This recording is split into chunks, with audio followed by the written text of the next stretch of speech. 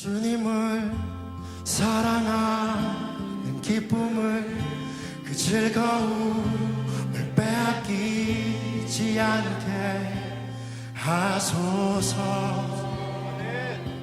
주님을 사랑하는 기쁨을 그 즐거움을 빼앗기지 않게 하소서.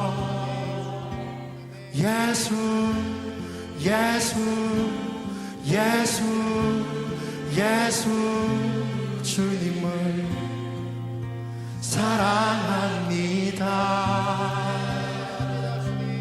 예수 예수 예수 예수 주님을 사랑합니다.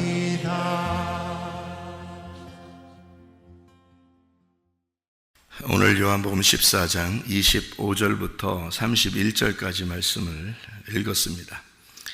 요한복음 14장 25절 31절까지 말씀을 읽었는데요. 여러분, 성경에서 굉장히 어렵다, 이런 의미적으로 굉장히 어렵다, 그런 마음이 드는 성경이 그 중에 하나가 어디냐면 요한복음 14장, 요한복음 15장, 요한복음 16장 이렇게 사람들이 이야기하거든요. 요한복음 14장, 15장, 16장 이게 예수님의 이제 마지막 십자가 못 박혀 돌아가시기 전에 제자들에게 가르치는 그런 말씀이에요. 그러니까 이 말씀이 왜 어렵냐 그러면 은혜를 받고 십자가의 그 주님을 만난 사람 있잖아요.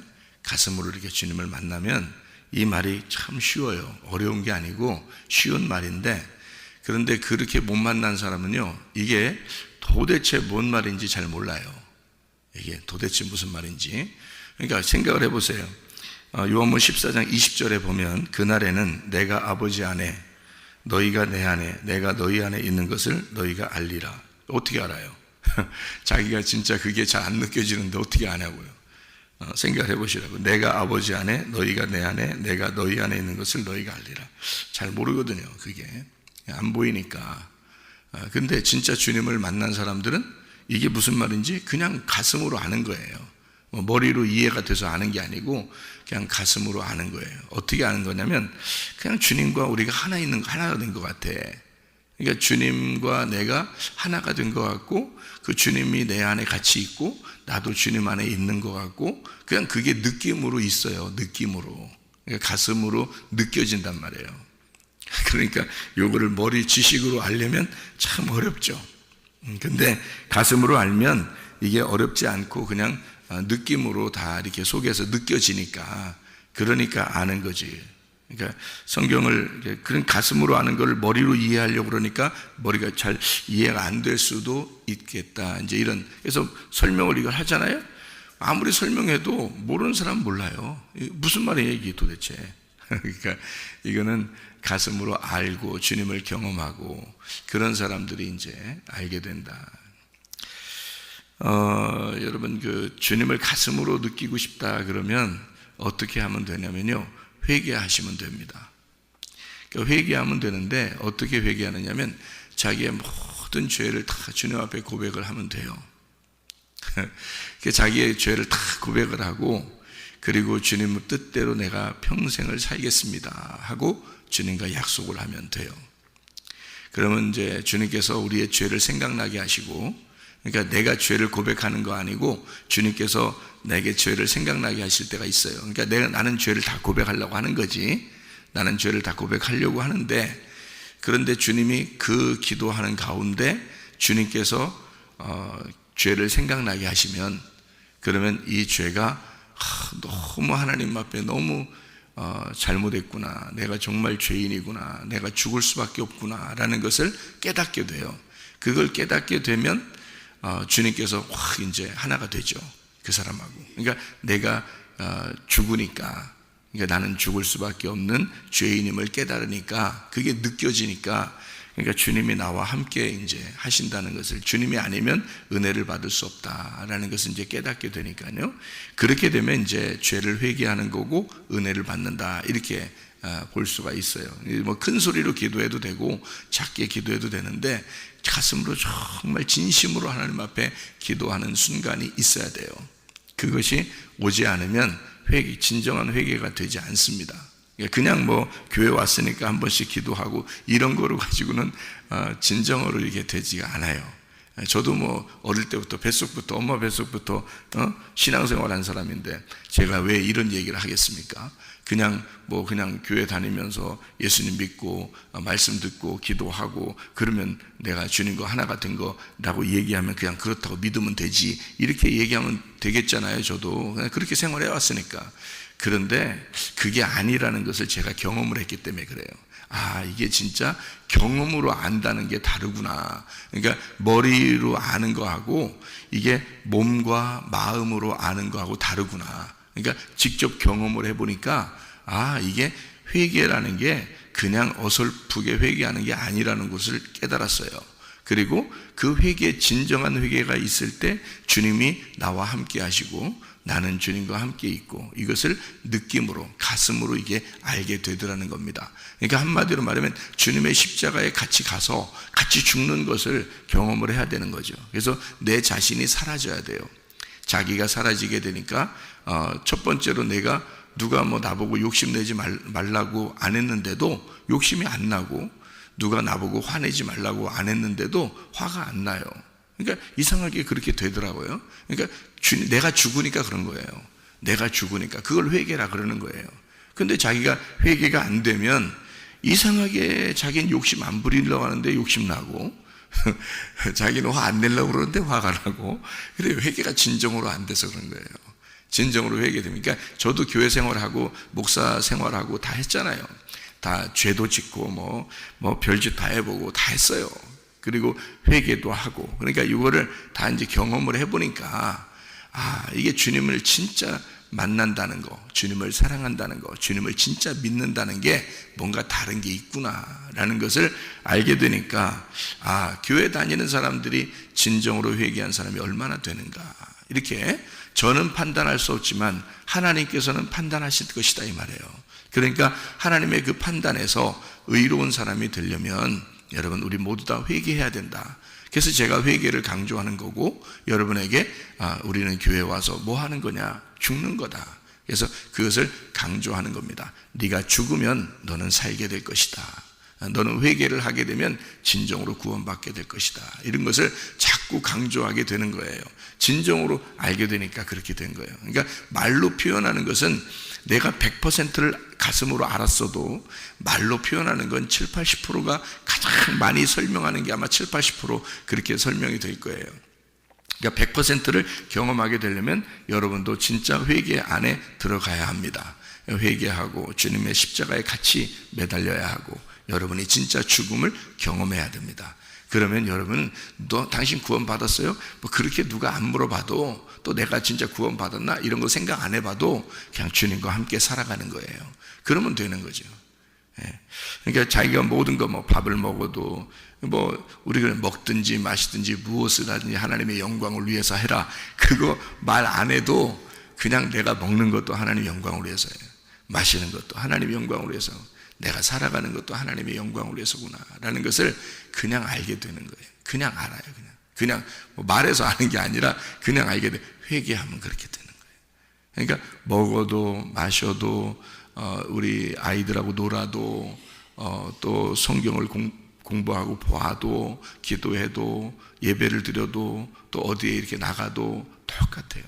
그래서 하나님의 영광을 위해 살아라라는 게 그냥 그렇게 되는 거지 뭐 이렇게 막 함부로 이렇게 살아갈 수가 없어요.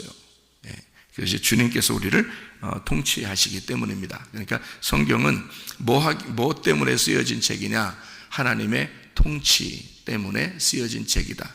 그러니까 하나님의 통치가 이 성경책인데요. 나를 하나님이 통치하시기 위해서 그러니까 나를 그 통치에 하나님의 통치에 나를 이렇게 놓는 거죠. 하나님 나를 다스려 주십시오. 하나님이 나의 왕이 되십시오. 나는 내 왕권을 내려놓겠습니다. 하나님이 나의 왕이 되십시오 하고 나를 내려놓는 거죠. 그것이 하나님의 통치고요. 하나님의 다스림입니다. 그 하나님의 다스림이 하나님의 말씀이에요. 성경을 쓴 목적입니다. 그러니까 성경은 우리에게 내가 너를 다스리겠다, 내가 너를 정복하겠다, 내가 너를 이기고 내가 또 이기려고 하겠다, 그러니 너의 왕권을 내려놓고 나에게 굴복해라. 이게 성경입니다. 그 주님께서 우리에게 그렇게 말씀하시는 거죠. 급기야는 어떻게 하냐면 우리 속에 들어와서 나의 주인 되겠다는 겁니다. 우리 속에 들어와서 나의 주인 되겠다. 그러니까 이렇게 하는 거죠. 요한복음 15장의 7절에 보면 이런 말씀이 있어요. 너희가 내 안에 거하고 내 말이 너희 안에 거하면 무엇이든지 원하는 대로 구하라, 그리하면 이루리라 이랬거든요. 그러니까 무엇인지 원하는 대로 구하라, 그리하면 이루리라. 거기 말에 집중하지 말아야겠죠. 그거는 그냥 이루어진다고, 그냥 그건 이루어지는데 그 앞에 말에 집중해야 돼요. 그 앞에 말을 뭐라고 돼 있어요? 너희가 내 안에 거하고가 먼저예요. 그죠?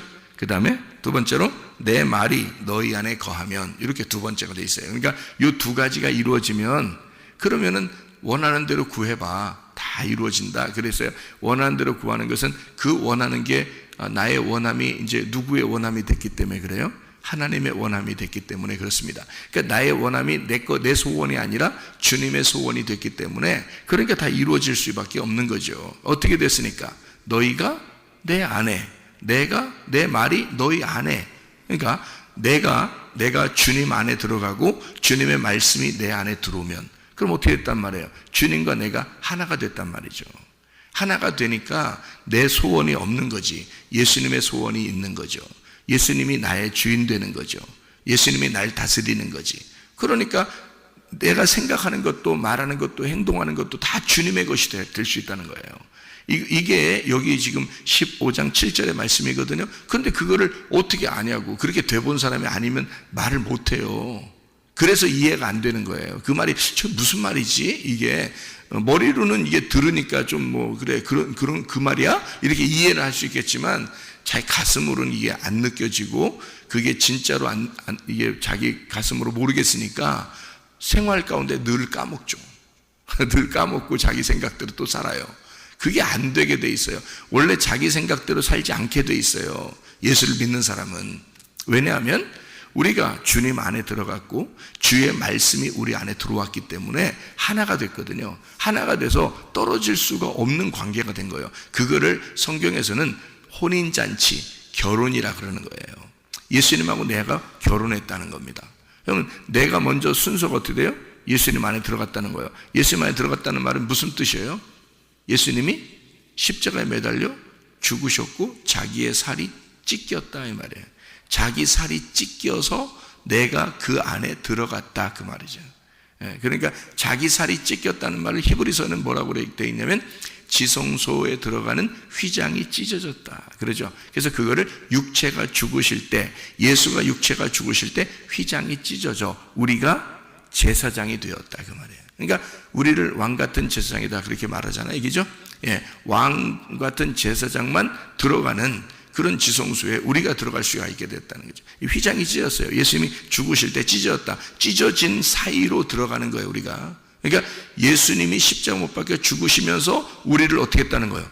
자기 속에 집어넣었다는 얘기지. 이해가 되겠어요? 그러니까 자기가 죽으시면서 우리를 자기 속에 집어넣었다는 얘기야. 그래서 너희가 내 안에 이 말한 거예요. 너희가 내 안에. 그러니까 우리가 주님 안에 들어가 있는지도 모르는 사이에 들어가 있다고요. 그러니까 우리는 모두 다 하나님의 품 안에 들어가 있는 거야, 우리가.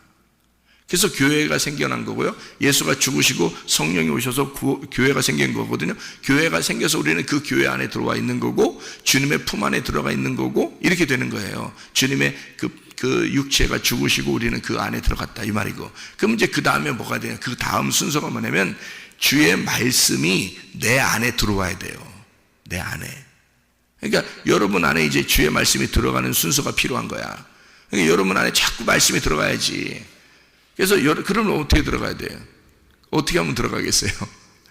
가만히 앉아있으면 들어가요? 가만히 앉아있는 사람이 얼마나 많은데. 교회 가가지고 예배 드리면서 가만히 앉아있는 사람이 얼마나 많은데요, 이 세상에. 그런다고 들어가는 게 아니에요. 어떻게 하면 들어가요?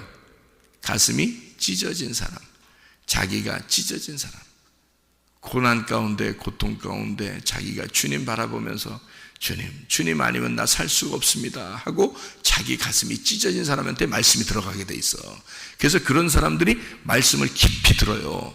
왜냐면 자기가 지금 힘드니까. 그래서 고난 가운데, 고난이 없으면 주의 영광이 없는 거야. 죽음이 없으면 부활이 없는 것처럼 자기의 고난 가운데 주의 윤리의 말씀을 배우게 되는 거거든요. 시편 119편 71절의 말씀처럼.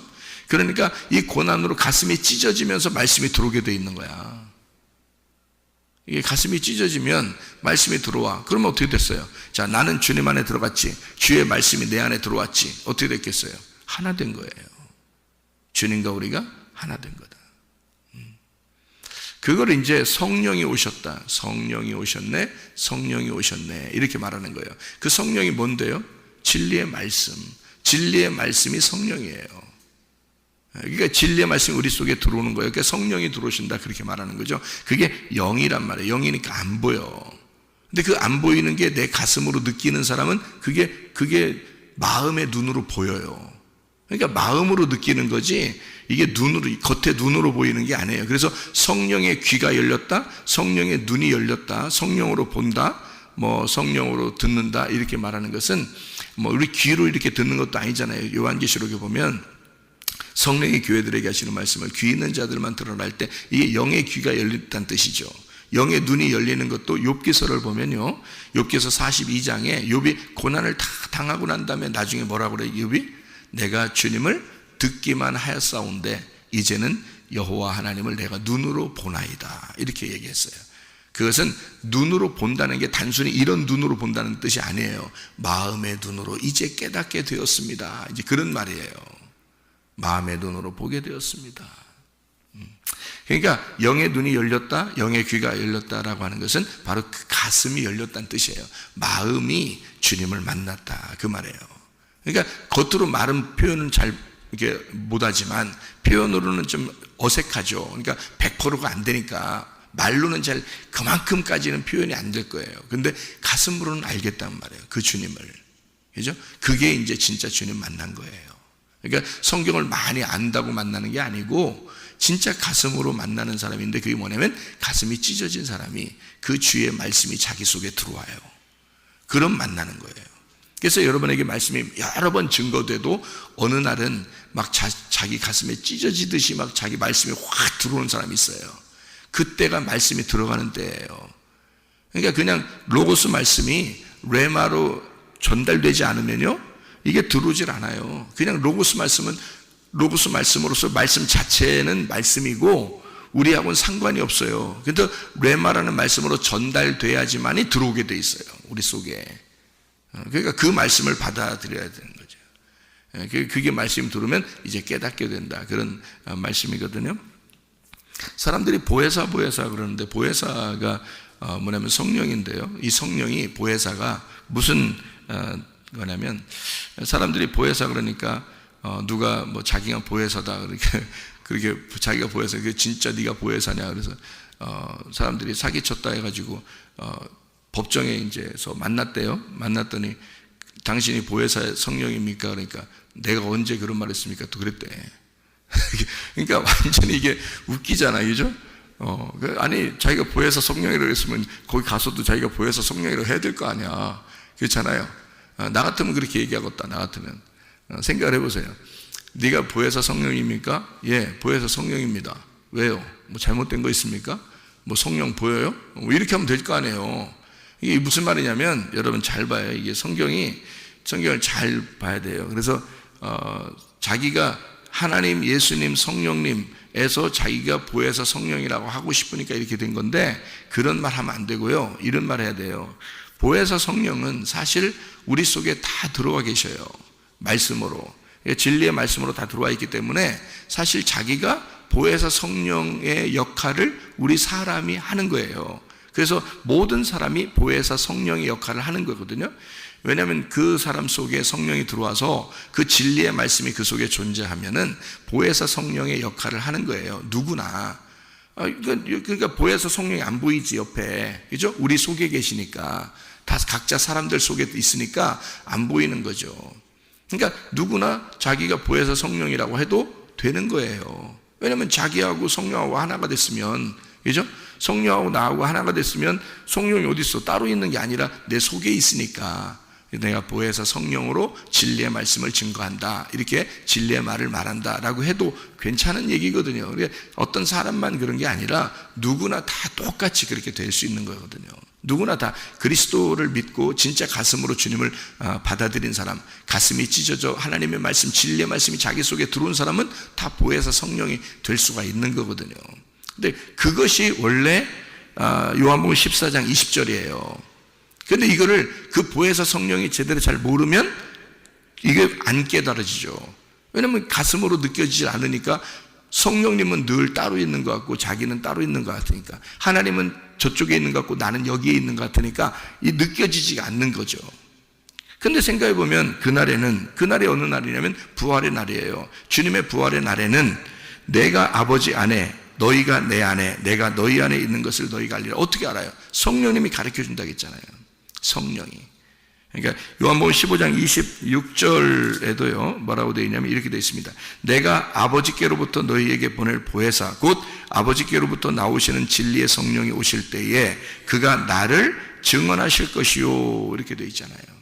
그러니까 보혜사 성령이 오시면, 그 보혜사라는 게 어떤 단어인지를 여러분이 이제 우리 교회에서 배웠기 때문에 아시죠?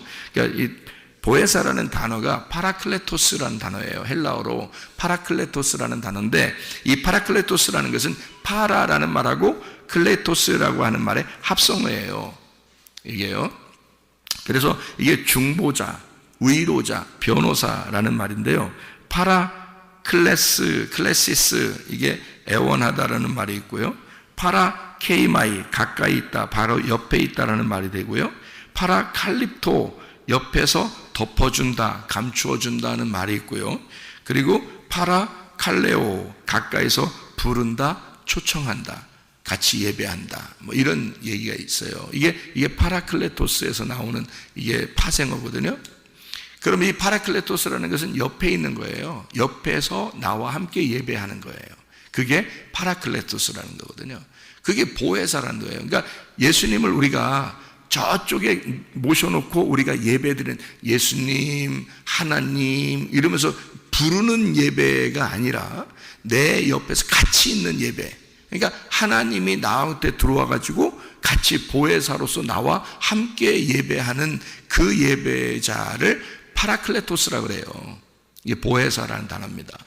그러니까 성령님이 우리 속에 들어와, 진리의 말씀이 우리 속에 들어오면 그게 같이 성령 보혜사가 되는 거예요. 예를 들어 이런 거죠. 보혜사라는 건 옆에서 돕는 자거든요. 옆에서 돕는 사람이 집에 가면 누구 있어요? 옆에서 돕는 사람이. 남편에게는 아내가 있고요, 아내에게는 남편이 있습니다. 그게 파라클레토스예요, 서로가. 그래서 창세기에는 아담이 혼자 외로워하니까 하나님께서 아담의 갈비뼈에서 사람 하나를 만들어요. 왜 만들었다고 그래요? 자기가 돕는 배필을 만들어 주겠다 이러잖아요. 그 돕는 배필이라고 하는 게 아담의 가슴에서 나온 거란 말이에요. 이 아담의 그 옆구리에서 나온 여자, 그 돕는 배필이라고 그러는데, 그 돕는 배필이라고 하는 그 돕는 배필이 여자가 아니라 남자예요. 희한하죠, 그죠? 그러니까 이게 성 구분이 있단 말이에요. 여성, 남성, 이래 글씨에는 그런 게 있는데 여기에 남성이란 말이에요. 그 돕는 배필이. 그러니까 아담에게 돕는 배필이 또 남자가 나왔다? 이상하잖아요. 그게 이제 여러분 또 야, 성경이 어떻게 또 그렇게 돼 있냐 이렇게 말하지 말고, 이게 무슨 말이냐면 아담이 남자니까 아담에게서 나온 사람이 꼭 여자가 돼야 되는 법이 없죠. 생각을 해보면, 그죠? 여자란 말이에요. 여자인데 그 여자라고 부른 거지, 여자라고, 이게 남자가 이슈거든요. 히브리어로 이슈라고 그래요. 그러면 여기서 나온 여자를 이슈아라고 그럽니다. 그러니까 이슈에서 나왔기 때문에 이슈아라고 부른 거예요. 그러니까 남자에게서 나왔으니 여자로 부르리라 이렇게 말한 거지, 사실은 아담에게서 나온 하와는 또 다른 아담이지. 생각해 보세요. 아담에게서 나왔으니까 아담에게서 나온 아담이죠. 그죠? 그러니까 이게 서로 돕는 관계를 만들어내려고 돕는 배필이라 그런 거예요. 무슨 말인지 알겠어요? 그러니까 하와가 선악과 먹으면 누가 먹었다고요? 아담도 같이 먹은 거라니까. 이게 그래서 아담이 하와가 선악과 먹은 거 알고 자기도 먹은 거예요. 이게 왜 그러냐면 이게 하와나 아담이나 같은 거니까. 여러분 부부를 뭐라 그래? 다 같다 그러면서 자기들끼리 부부 그러면 자기들끼리 하나라며, 그죠? 남편과 아내가 둘이 만나가지고 우린 둘이에요 이렇게 말하는 사람이 없더라고. 우린 하나예요 그러죠. 다 우리 둘이에요. 난 저 사람하고 상관없어요. 이런 사람은 싸울 때나 한 번씩 그렇게 얘기하는 거지, 그렇지 않으면 다 우린 하나예요 이렇게 말하잖아요. 부부가 그래 서로 다르게 만났는데도 둘이 부부라 그래요. 하나라고 그러잖아요. 근데 하물며 아담에게서 나온 하와하고 하와와 아담은 진짜 하나죠. 진짜 하나, 그죠? 그러니까 하나님 우리를 어떻게 생각하냐면 하나님 안에서 우리가 태어난 거잖아요. 하나님 안에서 우리가 태어났으니까 우리도 또 하나의 하나님의 아들이란 말이에요.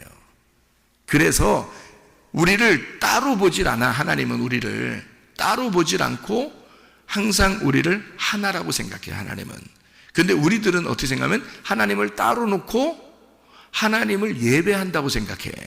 그러니까 예수님이 요한복음 4장에 예배, 이제 앞으로 예배는 어떻게 하냐, 사마리아 여자가 뭐라고 하냐면 이 산에서 예배드리는, 우리는 이렇게 예배드리는데 당신들은 예루살렘이라는 산에서 예배드린다면서요. 그러니까 예수님이 이 산에서도 말고 저 산에서도 말고 이제 예배할 때가 오는데, 그때가 뭐냐면 영과 진리로 예배할 때가 와. 그래서 영과 진리로 예배하는데 그렇게 예배하는 자를 하나님이 찾으실 거야 이랬잖아요.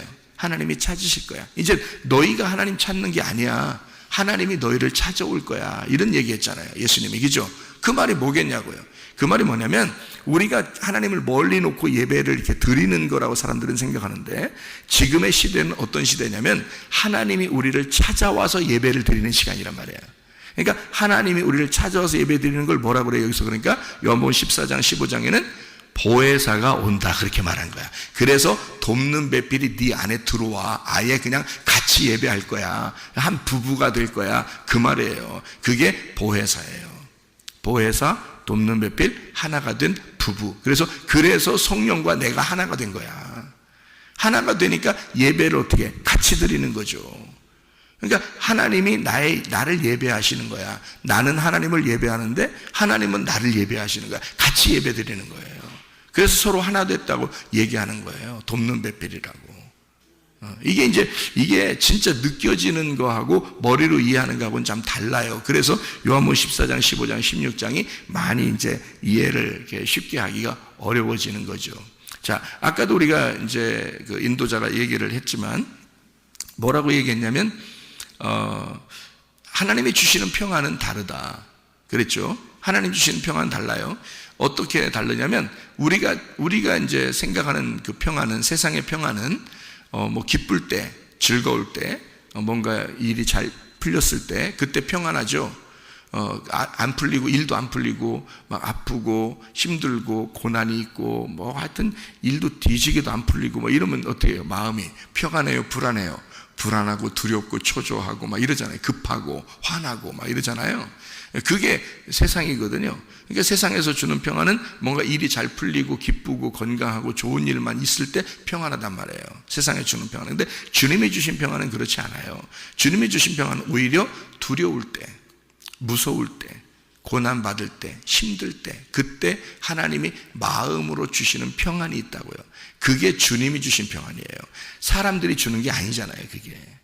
그렇죠? 그래서 제자들이 사람들을 피해서 모여가지고요, 자기들끼리 무서워서 두려워 떨고 있을 때 예수님 부활해가지고 나왔잖아요. 부활해 와가지고 제자들한테 뭐라 그래요? 평강이 있을지어다 그러잖아요. 그게 주님이 주시는 평안이란 말이에요. 주님, 부활하신 주님이 주시는 평강. 이거는 어떻게 오냐면 이런 평강만 여러분에 있으면요, 빌립보 4장 6, 7절의 말씀에 아무것도 염려하지 말고 오직 모든 일에 기도와 간구로 너희 구할 것을 감사함으로 하나님 앞에 아뢰라. 그래야 모든 지각에 뛰어나는 평강이 그리스도 예수 안에서 너희 마음과 생각을 지켜줄 것이다 그러잖아요. 그리스도 예수의 평안이 너희 마음과 생각을 지켜준대요. 그게 진짜 그리스도의 평안이겠죠, 그죠? 이런 평안이 오면은 어때요? 사람이 병 있는 사람도 치료받습니다. 그렇겠죠? 가정에 문제가 있는 사람도 해결됩니다. 사업에 문제가 있는 사람도 그냥 해결됩니다. 뭐가 오면요, 그리스도의 평강이 자기 속에 들어와서 마음과 생각이 지켜지면, 그러면 선택하는 데 있어서도요, 딱 선택하면 하나님의 뜻이 돼요. 그게. 그러니까 그런 평안이 온 상태에서, 그러니까 여러분 기도하다가 그런 평안이 오게 됐다. 그러면 내 기도에 하나님이 응답하셨다고 믿으면 됩니다. 그 정도로 마음의 평안이, 내 평안이 세상의 평안이 아니라 그리스도의 평안이라는 게 있어요. 그러니까 전혀 세상적으로 보면 평안할 수 없는 상황인데 마음의 평안이 확 와요. 그리고 마음의 생각과 마음을 막 지켜주셔요. 그러면 이게 평강이고 하나님의 응답이거든요.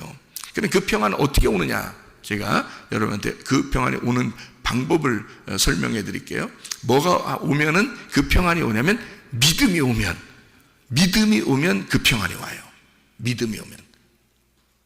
사람이 왜 불안하고 왜 초조하고 두렵고 막 짜증나고 그러죠? 믿음이 안 생겨서 그런 거예요. 하나님이 그만큼 해줄 것 같은 느낌이 안 들어. 그래서 그런 게 오거든요. 불안하고 짜증나고 두렵고, 그죠? 근데 믿음이 확 와버리면요, 믿음이 와버리면 이상하게 마음의 평강이 오고 뭔가 될 것 같고 막 이래요.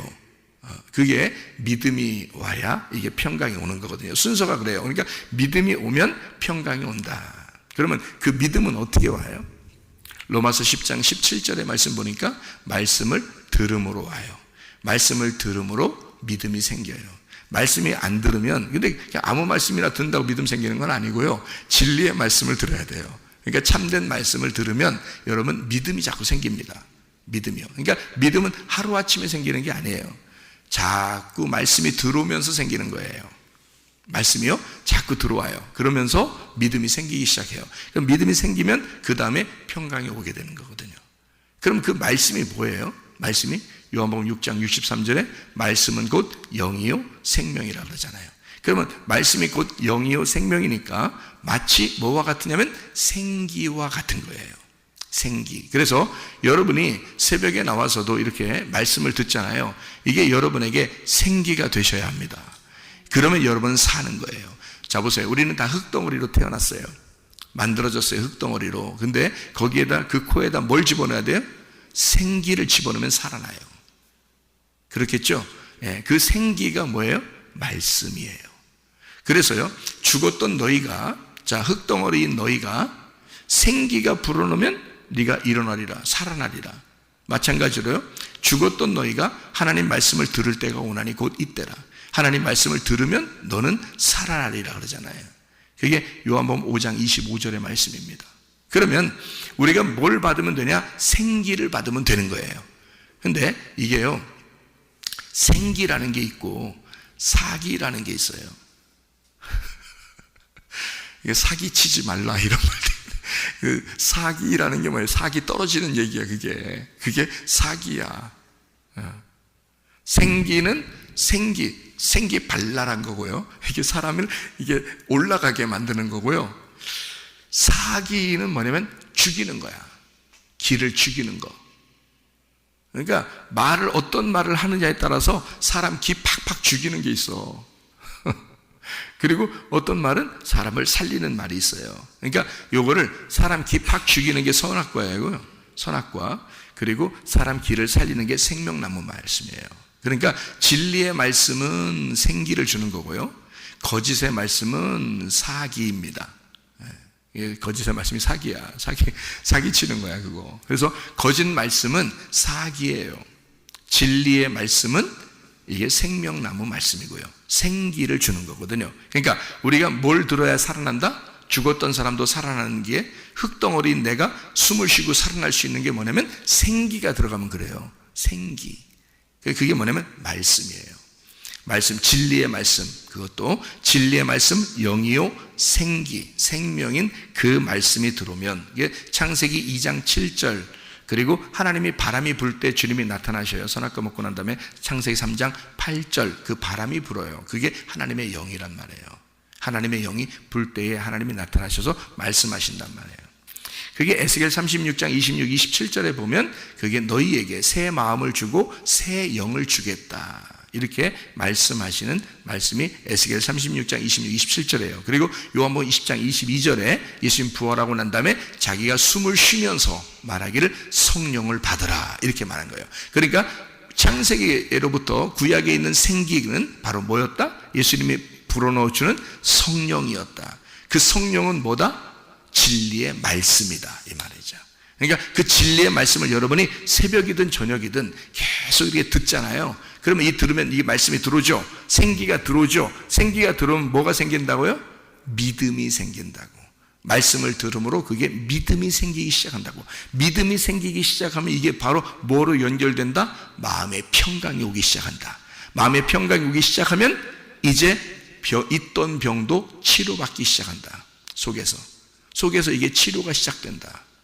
그러기 전에는 치료가 시작되는 건 아니죠. 가만히 병 있는 사람 병도 있고, 그 다음에 문제가 있는 사람 문제도 그대로 있고, 다 그대로 걸려 있는데, 말씀, 생기가 들어오는 순간 사람이 이상하게 속에서 뭔가 달라져. 그러면서 생기가 자꾸 불어오니까 속에 믿음이 생기기 시작하고 마음의 평강이 오면서 병도 낫게 되고 문제도 해결되고 이렇게 되기 시작한다는 거죠.